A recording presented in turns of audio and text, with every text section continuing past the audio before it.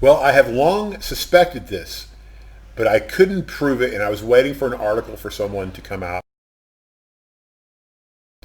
because we're wondering the whole time, who's funding these riots. And most of us who are intelligent know that these riots are being funded. This is some sort of operation. It's got wheels, okay, and it's got coordination. And so it's a little naive to say, hey, there's no one behind this.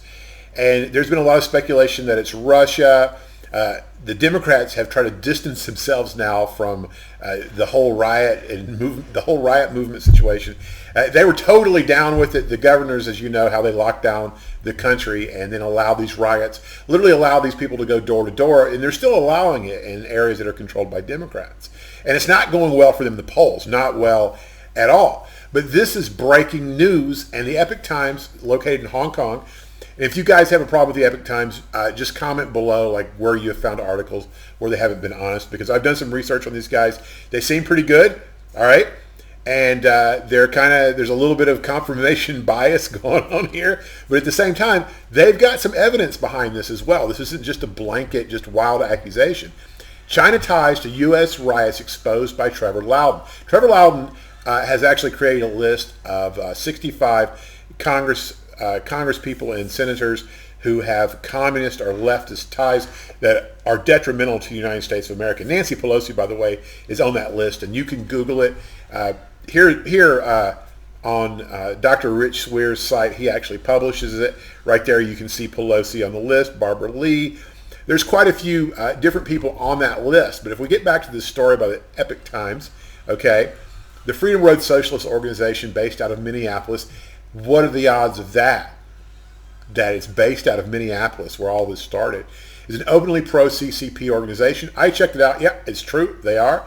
And Bay Area-based Liberation Road, these guys actually have a communist star. These people are open Marxists, okay, with very close ties to the Chinese consulate there and the Chinese Progressive Association, are behind the recent riots, Loudon said in a recent interview on the Epoch Times Crossroads program. This was actually last night, so I wasn't able to make a video on that until now. This would make sense because China has accused the United States of being involved in the riots that are in Hong Kong, all right? And our government has actually sided with the Hong Kong rioters.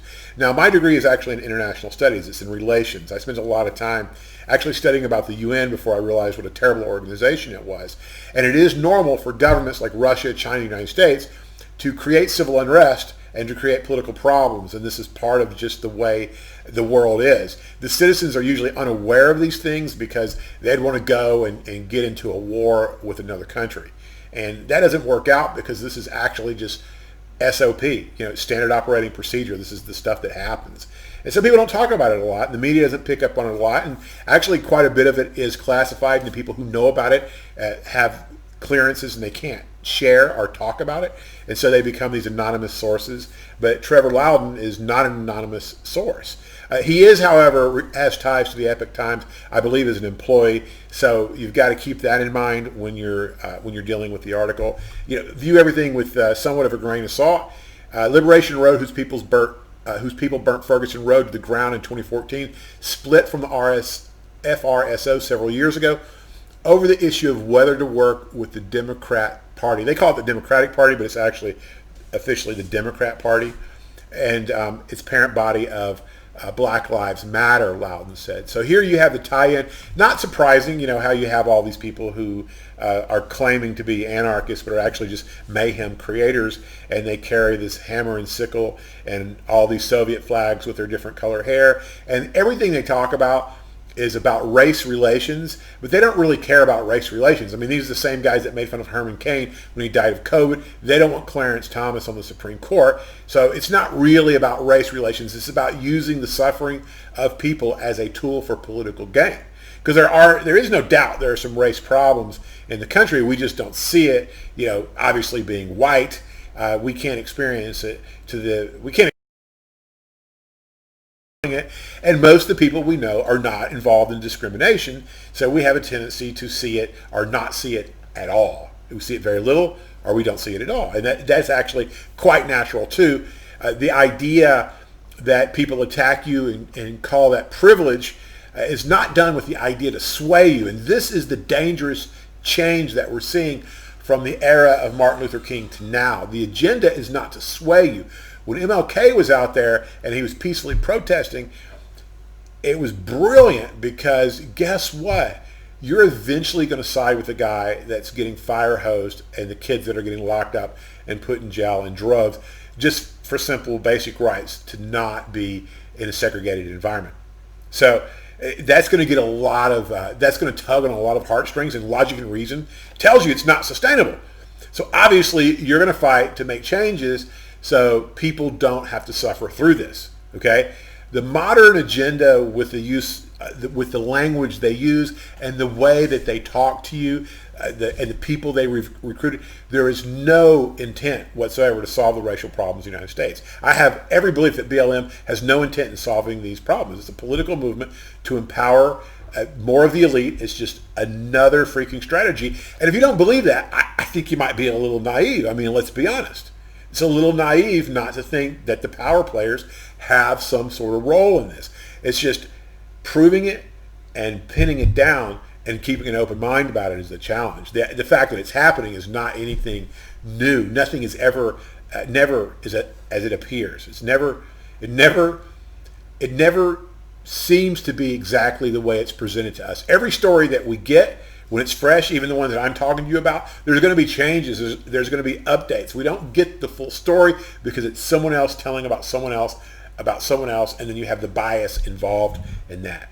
And so here they're talking about, Loudon also explained that Black Lives Matter has links to the CCP through its allied organization, Asians for Black Lives. Two leading founders of Asians for Black Lives, Alex Tom and Eric Ma, were former leaders of the Chinese Progressive Association, he said. Tom openly talked about his contacts with the Chinese embassy or a Chinese consulate, and Ma was a very close ally of Russell Lowe, an identified CCP spy, who used to work at the office of Senator Dianne Feinstein. You guys remember that about 20 years ago, if you were around the big scandal about that. Of course, there's always plausible deniability. These guys are smart with what they're doing. But we have a problem in this country where we have over 60 people who are elected in office, and they are Marxist, essentially.